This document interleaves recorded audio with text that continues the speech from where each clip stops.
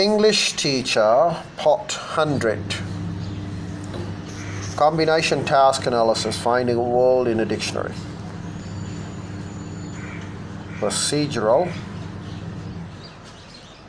Locate appropriate tab.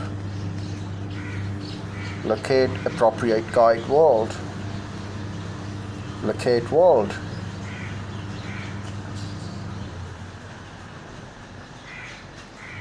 So if get to the bottom and then move on to the top.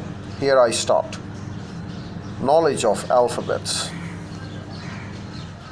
Spelling ability. Scanning. Estimating location. Following sequence of word listings. Scan left side of the columns. Locate appropriate tab. Locate appropriate guide word. Locate the word, find the meaning. Approaches to skill teaching, whole or part. The whole approach to skill teaching involves teaching or demonstrating a complete skill as a single unit.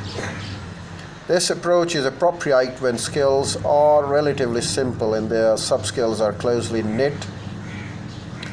It has the advantage of presenting an overview of the entire skills and the relation of its parts to one another. For some skills, practice of individual parts or sub-skills takes place while performing the whole. For example, a student may concentrate on punctuation while writing sentences. Skills with many sub-skills should likely be broken into parts. In using the parts approaches, a rule for efficient learning is to work with the smallest amounts possible without sacrificing maximum meaning and wasting time.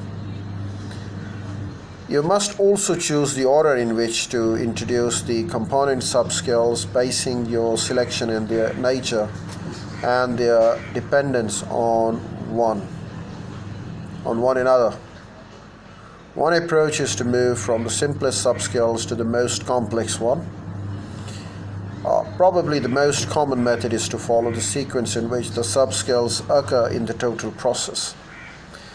If successful performance of one sub-skill depends on the proficiency in another, you should teach the foundational skills first.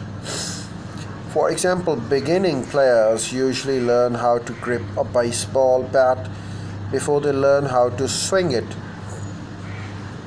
Sometimes the individual elements of a skill chain can be learned independently and then put together.